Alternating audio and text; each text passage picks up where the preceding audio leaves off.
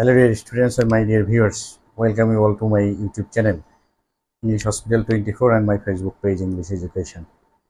Today I'm gonna discuss about an important topic of your English grammar, and I hope you will be enjoying this video lesson from the beginning till the end. And if you can continue this video lesson till the end, you will get some excellent shortcut techniques and which will help you in your examination hall, because when you will sit for your examination you will have to face some grammatical problems and you need to save your time in your examination.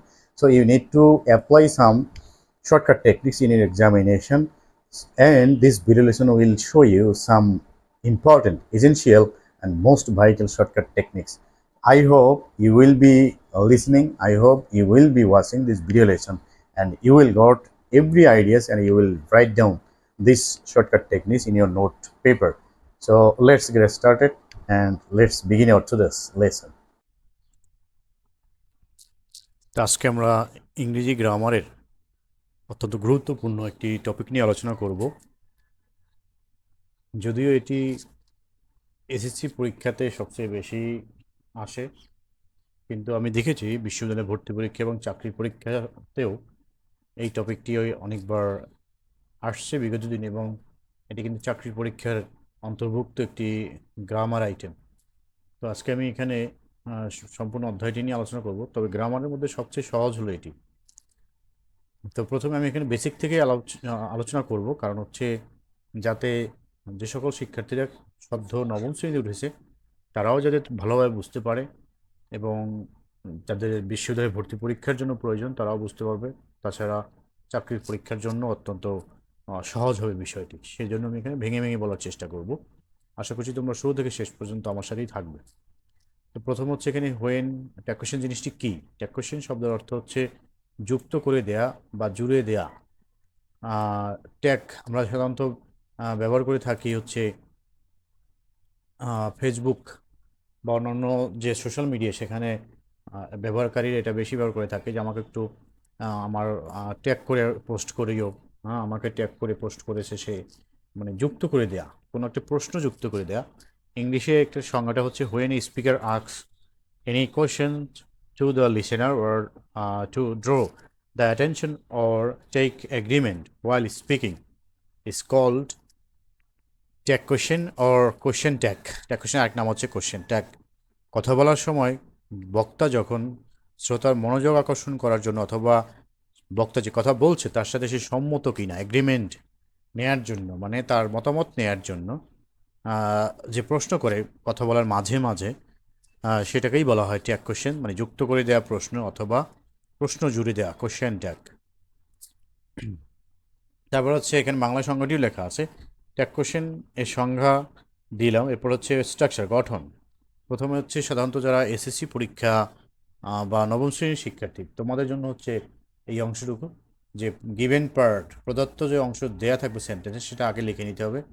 তারপর tag কোয়েশ্চেনের গঠনটি হবে, প্রথমে হচ্ছে auxiliary verb, তারপরে নাবোধক শব্দ not, নটের এরকম সংক্ষেপেই লিখতে হবে, তারপরে সাবজেক্ট, শেষে কোশ্চেন মার্ক। এখন সেন্টেন্স কারেকশনেও কিন্তু এগুলো এসে থাকে। তো অক্সিলারি ভার্ব অবশ্যই খেয়াল করতে হবে।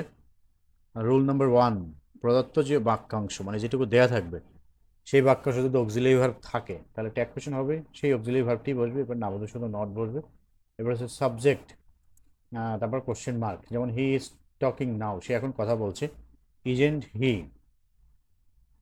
এখানে যদি নাবোধক শব্দ না থাকে তাহলে ট্যাগ কোয়েশ্চেনে নাবোধক শব্দ বসবে, আর যদি এখানে নাবোধক শব্দ থাকে তাহলে ট্যাগ কোয়েশ্চেনে নাবোধক শব্দ বাদ যাবে। যেমন she is not speaking the truth, তাহলে এখানে হবে অক্সিলারি যেহেতু ইজ হি, এখানে নট বসবে না, কারণ নাবোধক শব্দ প্রদত্ত অংশটিতে আছে। সেই কথাটি আমি এখানে নোটে লিখেছি। If the statement is affirmative the question will be negative. Question is always opposite of the statement sentence, মানে যেটা দেয়া থাকবে বক্তব্য, সেই বক্তব্যের বিপরীত হবে সবসময় কোশ্চেন। রুল নাম্বার 2, প্রদত্ত বাক্যাংশে অক্সিলারি ভার্ব না থাকলে ট্যাগ কোয়েশ্চেন হবে ডু, ডাজ, ডিড, তারপরে নেগেটিভ শুধু নট, তারপরে সাবজেক্ট। যদি অক্সিলারি ভার্ব দেয়া না থাকে, দ্যাট মিনস যদি মূল ভার্ব দেয়া থাকে, যেমন এখানে it's, he it's a banana, এখানে মূল ভার্ব দেওয়া আছে, এখানে কোনো অক্সিলারি ভার্ব দেওয়া নেই, তাহলে এখানে আমাদেরকে ডু, ডাজ, ডিড কোনটা কোন সময় বসাতে হবে। ডিড হচ্ছে পাস্ট টেন্সের সময়, আর ডু এবং ডাজ হচ্ছে প্রেজেন্ট টেন্সের সময়। যদি প্রেজেন্ট টেন্সের সময় সাবজেক্ট থার্ড পারসন সিঙ্গুলার হয় তাহলে ডাজ, এখানে যেমন হি হচ্ছে থার্ড পারসন সিঙ্গুলার, এই জন্য এখানে ডাজ বলবে, ডাজেন্ট হি। তারপর হচ্ছে I eat an apple, don't I. They ate oranges, ate হচ্ছে এখানে পাস্ট টেন্স, যদি এখানে পাস্ট টেন্স সেজন্য এখানে আমাদেরকে ডিড ব্যবহার করতে হবে, ডিডেন্ট দে।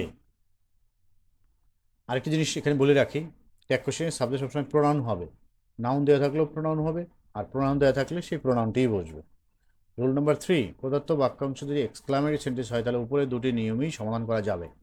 উপরে দুটি নিয়ম যেমন আমরা বলেছি, অক্সিলারি ভার্ব যদি থাকে তাহলে যে নিয়ম, এক্সক্লামেটরি সেন্টেন্সেও সেই একই নিয়ম যদি অক্সিলারি ভার্ব থাকে, আর যদি অক্সিলারি ভার্ব না থাকে তাহলেও এই উপরে যে 2 নম্বর নিয়মটি রয়েছে ডু ডাজ ডিডের সেটাই বসবে। যেমন what a nice bird it is, এখানে অক্সিলারি হচ্ছে ইজ, অক্সিলারি ভার্বটি প্রথমে বসলো ইজেন্ট, তারপরে হচ্ছে এখানে subject it, isn't it. How sweetly she স্যাং, তাহলে এখানে অক্সিলারি ভার্ব নেই, মূল ভার্বের পাস্ট ফর্ম রয়েছে, সুতরাং এখানে ডিড বসবে, didn't she, didn't she. Rule number 4, প্রদত্ত বাক্যাংশের শুরুতে লেটস বা লেটাস থাকলে ট্যাগ কোশ্চেন হবে শ্যাল উই। লেটস বা লেটাস থাকলে এটার জন্য একটা ফিক্সড, এখানে কোনো চেঞ্জ নেই, লেটাস ডিসকাস দ্য টপিক, এখানে হবে শ্যাল উই।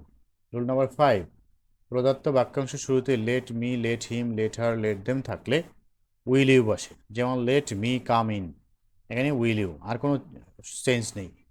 এখানে এই লেটের নিয়মটি হচ্ছে ফিক্সড, এখানে অন্য কোনো কিছু ব্যবহার করা যাবে না। নাম্বার 6, প্রদত্ত বাক্যাংশের শুরুতে যদি ডু নট বা ডোন্ট থাকে তাহলে ট্যাগ কোশ্চেনে হবে উইল ইউ, এটাও fixed. Do not hate the poor, গরিবদেরকে ঘৃণা করো না, উইল ইউ। নাম্বার 7, প্রদত্ত বাক্যাংশের শুরুতে যদি মূল ভার্ব থাকে, মূল ভার্বের এখানে বি অন, বি অন মানে হচ্ছে মূল ভার্বের প্রেজেন্ট ফর্ম বা বেস ফর্ম, অথবা যদি শুরুতে প্লিজ বা কাইন্ডলি থাকে তাহলে ট্যাগ কোশ্চেন হবে won't you, will you, can you, অথবা ক্যান্ট ইউ লেখা যায়, তবে সবচেয়ে বেশি ব্যবহৃত হয়েছে ওয়ান্ট ইউ। যেমন ব্রিং মি দ্য বুক, তাহলে এখানে won't you, have a cup of tea, can you. যদি কোনো কিছু করতে আহ্বান করা হয় বা নিমন্ত্রণ করা হয়, ইনভাইট করা হয়, সেক্ষেত্রে ক্যান ইউ। রুল নাম্বার 8, প্রদত্ত বাক্যাংশের সাবজেক্ট যদি subject everyone, everybody, anyone, anybody, someone, somebody, no one, nobody, অথবা প্লুরাল নাউন থাকলে ট্যাগ কোশ্চেনের সাবজেক্ট দে হবে। এটা অবশ্যই তোমাদেরকে মুখস্থ রাখতে হবে এই শব্দগুলো। এবং অক্সিলারি ভার্বও সবসময় প্লুরাল হবে। এভরিবডি হেটস এ লায়ার, তাহলে এখানে হবে কি ডোন্ট দে, কারণ অক্সিলারি ভার্ব দেয়া নেই, তাহলে ডু অথবা ডাজ। এখানে হচ্ছে প্রেজেন্ট টেন্স, তো প্রেজেন্ট টেন্স আমরা জানি সিঙ্গুলার থাকলে ডাজ বসে। এভরিবডি এখানে সিঙ্গুলার, কিন্তু যখন ট্যাগ কোশ্চেনে ব্যবহৃত হচ্ছে তখন কিন্তু এভরিবডিটা দে হয়ে যাচ্ছে, তো দে হচ্ছে প্লুরাল, তো যেহেতু দে প্লুরাল তাহলে ওখানে আমাদের অক্সিলারি ভার্বটিও ডাজ না বসে ডু বসবে। তাহলে don't they people hanker after money, তাহলে এখানে হ্যাঙ্কার, এখানে অক্সিলারি ভার্ব নেই, তাহলে এখানেও আমাদেরকে ডু বা ডাস বা ডিড, এখানে প্রেজেন্ট টেন্স হ্যাঙ্কার, মানুষ টাকার পিছনে ছোটে, তাহলে এখানে ডু অথবা ডাস, তো ডাস হবে না কারণ পিপল হচ্ছে প্লুরাল, প্লুরালের সময় ডু বসে, তাহলে এখানে হবে ডোন্ট দে। নাম্বার 9, প্রদত্ত বাক্যাংশে যদি এইগুলো থাকে, যেমন প্রদত্ত বাক্যাংশে এখানে যে শব্দগুলো এখানে বলা আছে এই শব্দগুলো তোমাদেরকে মুখস্থ করে মনে রাখতে হবে। হার্ডলি, স্কেয়ার্সলি, স্কেয়ার্সলি,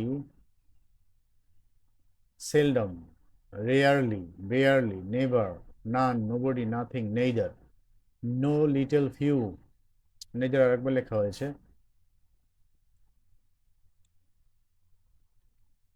তাহলে no, little, few, তখন ট্যাগ কোশ্চেনে নট বসবে না, কারণ এগুলো হচ্ছে নামবোধক শব্দ।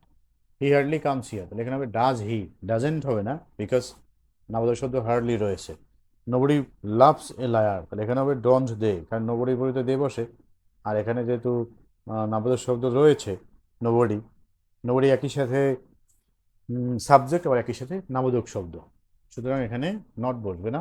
আর প্রেজেন্ট টেন্স সেই জন্য এখানে ডু, আর নোবডি, সামবডি এগুলোর ক্ষেত্রে দে বসে, সেই জন্য এখানে বলবে ডু দে। রুল নম্বর 10, প্রদত্ত বাক্যটি কমপ্লেক্স সেন্টেন্স হলে, কমপ্লেক্স অথবা কম্পাউন্ড যেটাই হোক, কমপ্লেক্স সেন্টেন্স নিয়ে একটু ঝামেলা থাকে বেশি। কমপ্লেক্স সেন্টেন্স যদি হয় তাহলে ট্যাগ কোশ্চেন হবে মেইন ক্লোজ দিয়ে, মানে প্রধান ক্লোজ। এক্ষেত্রে মেইন ক্লোজটি হচ্ছে যার সাথে কনজাংশন থাকে না, যার সাথে কনজাংশন থাকে সে হলো পরাধীন, মানে ওর স্বাধীনতা নেই, তখন সেই জন্য এখানে যেটার সাথে কনজাংশন থাকবে না সেটাই হচ্ছে মেইন ক্লজ, যেটাকে আরেক নাম হচ্ছে প্রিন্সিপাল ক্লজ। আর কনজাংশন যেটা থাকে সেটা হচ্ছে সাবঅর্ডিনেট ক্লজ। তো কমপ্লেক্স সেন্টেন্সের সময় সেই প্রিন্সিপাল ক্লজ দিয়ে করতে হবে। যেমন এখানে আই উইল নট কাম, এটা হচ্ছে প্রিন্সিপাল ক্লজ, এটা দিয়ে করতে হবে। রেঞ্জ এই অংশ দিয়ে হবে না। তাহলে উইল আই, কারণ এখানে নামোদক শব্দ রয়েছে, তারপরে হচ্ছে আই, উইল আই। 11 নম্বর, প্রদত্ত বাক্যাংশের সাবজেক্ট এই যে থিং যুক্ত শব্দ, anything, something, nothing, everything, many thing, nothing.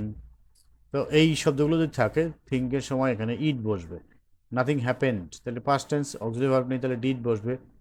তারপরে নাবোধক শব্দ নাথিং আসে, তাহলে এখানে নট বসবে না, থিংয়ের পরিবর্তে হচ্ছে ইট, তাহলে ডিড ইট। 12 নম্বর, প্রদত্ত বাক্যাংশের subject that, this that this, দিস, তারপর হলো that, these, those, this, that, these, those. এই দিসের প্লুরাল ফর্ম হচ্ছে দেজ, আর দ্যাটের প্লুরাল ফর্ম হচ্ছে দোজ। এই শব্দগুলো যদি থাকে তাহলে সাবজেক্ট এক কোশ্চেনের সাবজেক্ট হবে। এই যে দ্যাট দিজের পরে অবশ্যই একটা নাম থাকবে, যে নামটা থাকবে সেই নামটি অনুসারে,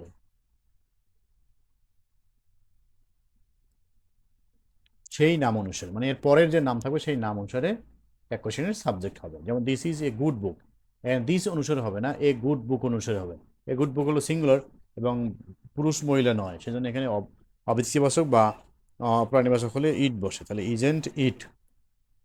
that women is very intelligent, তাহলে এখানে হবে ইজেন্ট শি, কারণ এখানে দ্যাটের পরের নামটি হচ্ছে উইমেন, উইমেন হচ্ছে নারী, সেজন্য এখানে শি বসবে।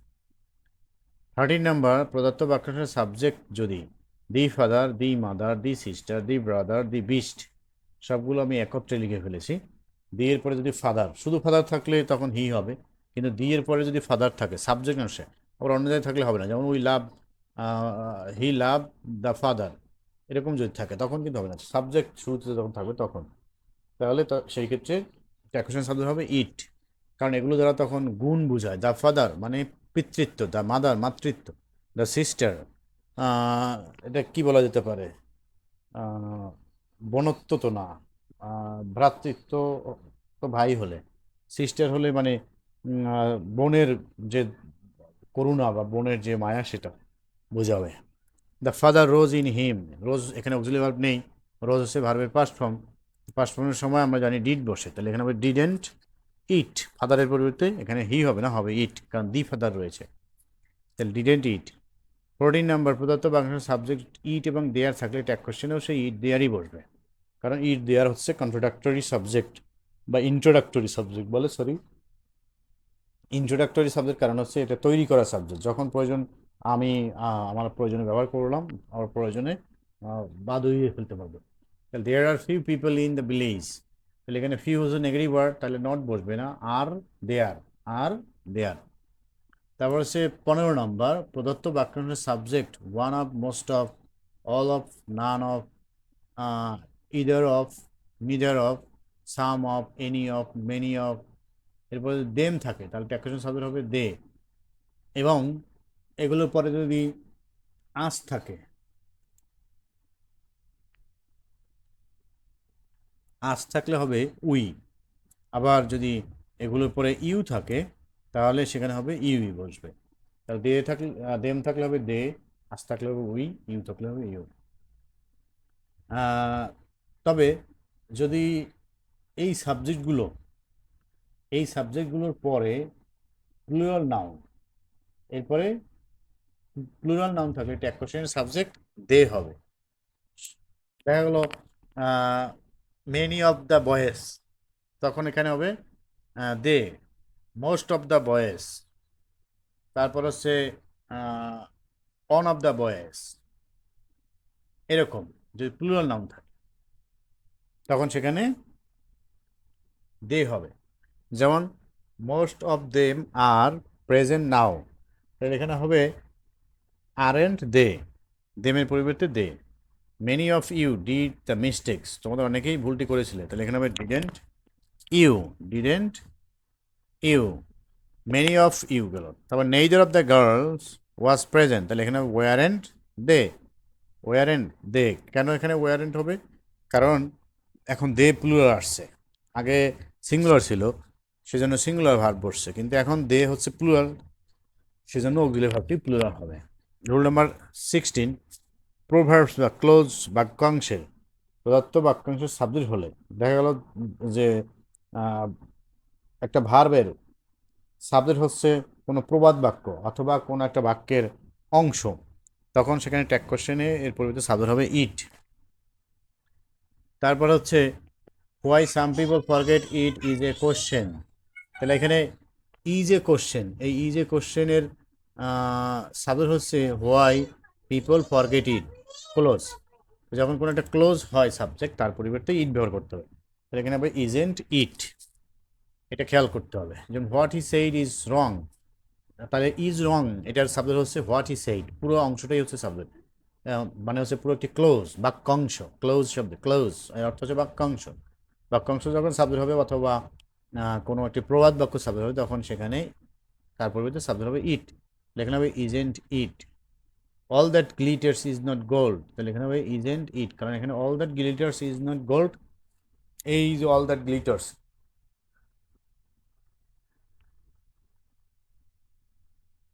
এই পুরোটাই হচ্ছে subject, all that glitters. Next হচ্ছে rule number 17, as well as, along with, together with, accompanied by ইত্যাদি দিয়ে যদি কোনো নাউন বা সাবজেক্ট যুক্ত থাকে তাহলে ট্যাগ কোশ্চেনের সাবজেক্ট প্রথম নামটি অনুসারে হবে। সাধারণত এই যে কানেক্টরসগুলো রয়েছে এগুলো দিয়ে দুটো নাম যুক্ত থাকে, যেমন হি as well has his brothers came here, তাহলে এখানে এই যে হি এবং হিজ ব্রাদার্স এটাকে যুক্ত করেছে অ্যাজ ওয়েল অ্যাজ, তো দুটো নাউন যুক্ত থাকে, এই ক্ষেত্রে প্রথম নাউনটি অনুসারে ট্যাগ কোশ্চেনের সাবজেক্ট হবে। যেমন প্রথম নাউন এখানে বা প্রোনাউন হচ্ছে হি, সুতরাং এখানে হবে didn't he, didn't he. 18, rule number 18, greeting type sentence. Greeting type sentence মানে যেগুলো দিয়ে আমরা কাউকে অভ্যর্থনা জানিয়ে থাকি সেই ধরনের সেন্টেন্স যদি হয়, যেমন good morning, good evening, good night, good noon, thank you very much, happy birthday, happy marriage day, happy new year, congratulations, welcome, have a good day ইত্যাদি, এরকম আরও অনেক সেন্টেন্স রয়েছে। আমি এখানে ব্র্যাকেটে অল্প কিছু লিখেছি। তখন কি হবে? ট্যাগ কোশ্চেন হবে ডোন্ট আই, কারণ এই ক্ষেত্রে এই সেন্টেন্সগুলোর সাবজেক্ট ধরা হয় আইকে, যে আমি তাকে ধন্যবাদ জানাইছি, আই থ্যাংক ইউ, আমি তোমাকে ধন্যবাদ জানাই, এই ক্ষেত্রে এখানে হবে ডোন্ট আই। 19 নম্বর হচ্ছে প্রদত্ত বাক্যাংশের subject both dot dot and দিয়ে যুক্ত থাকলে ট্যাগ কোশ্চেনের সাবজেক্ট হবে দে। আবার প্রদত্ত বাক্যাংশের সাবজেক্ট যদি not only but also, either or, neither নর, অর নর দিয়ে যুক্ত থাকে তাহলে ট্যাগ কোশ্চেনের সাবজেক্ট দ্বিতীয় নাউন অনুসারে, মানে এগুলো দিয়ে দুটো নাউন যুক্ত থাকবে আর সেই জন্য দ্বিতীয় নাউনটি অনুসারে ট্যাগ কোশ্চেনের সাবজেক্ট হবে। দ্বিতীয় নাউনটি প্লুরাল থাকলে ট্যাগ কোশ্চেনের সাবজেক্ট হবে দে, অক্সিলারি ভার্বও তখন প্লুরাল বসবে। দ্বিতীয় নাউনটি যদি সিঙ্গুলার হয় তাহলে ট্যাগ কোশ্চেনের সাবজেক্ট হি, শি এগুলো একটি বসবে বা ইট, তখন অক্সিলারি ভার্বটি হবে সিঙ্গুলার। যেমন both Arif and Atif have arrived, তাহলে এখানে আরিফ এবং আতিফ হ্যাভ অ্যারাইভড, এবং এই বোথ অ্যান্ড দিয়ে যদি আসে তাহলে দে বসবে, তখন হ্যাভ প্লুরালই থাকবে, এখানে নামোদের শব্দ নেই, তাহলে হবে have and they. Not only Mita but also her sisters were going, তাহলে এখানে নট অনলি বাট অলসো আছে, দ্বিতীয় নামটি অনুসারে হবে, দ্বিতীয় হচ্ছে হিজ হার সিস্টার্স, সিস্টার্স হচ্ছে প্লুরাল সেজন্য এখানে তার পরিবর্তে দে বসবে, তাহলে এখানে হবে were and they. Rule number 20, প্রদত্ত বাক্যাংশের শুরুতে হু থাকলে ট্যাগ কোশ্চেন হবে ডু দে, কারণ এই হু হচ্ছে নোবডি এর পরিবর্তে, যেখানে হু আছে তার মানে হচ্ছে এটাকে অ্যাসাইড করলে এখানে নোবডি আসবে, নোবডির পরিবর্তে আমরা জানি বসে হু, তো সেই জন্য এখানে নোবডির জায়গায় যেমন ডু দে বসে ঠিক সেরকম এখানেও এই যে হু থাকার কারণে এখানে ডু দে বসে।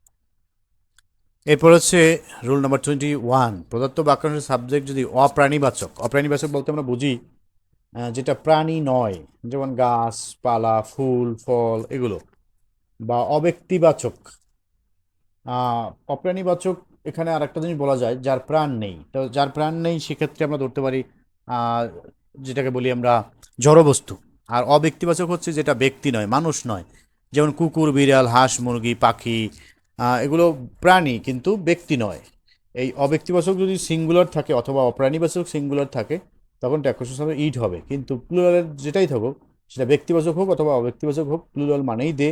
আর সিঙ্গুলার যদি পুরুষ মহিলা না হয়, মানে মানুষ যদি না হয়, অমানুষ হয়, মানে প্রাণী হয়, তখন সেখানে আমাদেরকে ইট লিখতে হবে। যেমন a barking dog seldom bites, তাহলে এখানে হবে ইট, কারণ একটা কুকুরকে আমরা এখানে মানুষ ধরে ফিশই করব না, সেক্ষেত্রে আমরা এখানে ইট লিখলেই পারি। যেমন ফিশ ক্যান সুইম, তাহলে এখানে হবে ক্যানট ইট, কারণ ফিশ অব্যক্তিবাচক, এই জন্য এখানে ইট বসবে। ফিশেস ক্যানট ফ্লাই, মাছ উঠতে পারে না, ফিশেস প্লুরাল সময় দে বসবে, তাহলে ক্যান দে, এখানে নামোদক শব্দ আছে এই জন্য আর পরে নামোদক শব্দ ব্যবহার হয়নি। দ্য সান শাইন্স হটলি, তাহলে এখানে হবে ডাজেন্ট ইট, কারণ এখানে শাইন্স প্রেজেন্ট টেন্স এবং subject third person singular number, আর নামোদক শব্দও নেই, তাহলে ডাজেন্ট ইট। এখানে দেওয়া আছে কিছু যে প্রদত্ত বাক্যাংশের সাবজেক্ট সান, সামার, উইন্টার, অটাম, অশেন, উইন্ড এগুলো যদি থাকে, এগুলোকে সাধারণত একটু শক্তিবাচক ধরা হয়, আর যেগুলো বেশি শক্তিবাচক স্ট্রেনদেন সেটাকে তার ক্ষেত্রে আমাদেরকে যেটা করতে হবে হিউ লেখা যায়। তবে আমরা যদি ইট লিখি তাতেও ভুল হবে না। আবার প্রদত্ত বাক্যাংশের মধ্যে যদি সাবজেক্ট থাকে মুন, স্প্রিং, আর্থ, তারপর নেচার, সেক্ষেত্রে শিউ লেখা যাবে, তবে আমরা যদি সেখানে ইট লিখি তাহলে ভুল হবে না। 22, কিছু কিছু অক্সিলারি ভার্ব এর ট্যাক্কোশনে আসলে রূপ পরিবর্তন হয়ে যায়। যেমন এমের সাথে নট হলে আরেন্ট হয়ে যায় বা এইন্ট হয়ে যায়, উইলের সাথে যদি নট হয় তাহলে ওন্ট হয়ে যায়, শ্যালের সাথে নট হলে শ্যান্ট হয়ে যায়, ক্যান নটের সাথে ক্যানের সাথে নট হলে ক্যান্ট হয়ে যায়, ইজ নটের সাথে ইজেন্ট হয়ে যায়। সব জায়গায় আমাদের ট্যাক্কোশন খেয়াল রাখতে হবে, নট সবসময় কন্ট্রাক্টেড ফর্মে বসবে। তো অট নট এবং শুড একই অর্থ, শুড অর্থও উচিত, অট নট অর্থও উচিত। ডেয়ার নট, নিড নিয়ে একটু আছে, ঝামেলা আছে। নিড কখনো কখনো অক্সিলারি ভার্ব, আবার কখনো কখনো নিড হচ্ছে মূল ভার্ব। যেমন আই নিড এ পেন, এখানে নিড হচ্ছে মূল ভার্ব। আবার যদি থাকে এরকম আই নিড নট গো, মানে আমার যাওয়ার প্রয়োজন নেই, আই নিড নট টেল, আমার বলার প্রয়োজন নেই, এক্ষেত্রে নিড হচ্ছে অক্সিলারি ভার্ব এবং সে হচ্ছে তখন মোডাল অক্সিলারি ভার্ব। তো এই অক্সিলারি ভার্বগুলো অবশ্যই তোমাদেরকে মুখস্থ করে মনে রাখতে হবে। তারপর 23, প্রদত্ত বাক্যাংশের সাবজেক্ট যদি কমা বা ইনভার্টেড কমার মধ্যে আটকানো থাকে তাহলে ট্যাক্কোশনের সাবজেক্ট হবে ইট। যেমন হি ইজ এ প্রোনাউন, কারণ এখানে আমরা অনেকে না বুঝে লিখে দিবে ইজেন্ট হি, কিন্তু হি দেখতে হবে ব্র্যাকেটের মধ্যে আছে, তো ব্র্যাকেটের মধ্যে যদি থাকে তাহলে ইট হবে, isn't it. Health is wealth, এখানে আমরা দেখতে পাচ্ছি হেলথ ইজ ওয়েলথ, এটা হচ্ছে সাবজেক্ট এবং ইনভার্টেড কমার মধ্যে আটকানো আছে, সেজন্য এখানে বলবো ইজেন্ট ইট। 24, প্রদত্ত বাক্যাংশ যদি একাধিক সেন্টেন্স বা বাক্য থাকে সেক্ষেত্রে আমাদের খেয়াল করতে হবে মূল বাক্য কোনটি এবং শূন্যস্থানে কাছে কে অবস্থান করছে, এই বিষয়গুলো বিবেচনা করতে হবে। প্রথমত মূল বাক্যকে, আর দ্বিতীয়ত হচ্ছে শূন্যস্থানে কাছে কে আছে। যেমন Hena will go to school, will you go to school, তুমি কি আজ স্কুলে যাবে না, মিনা বলছে। ও বলছে no I am suffering from fever, আমি জ্বরে ভুগছি।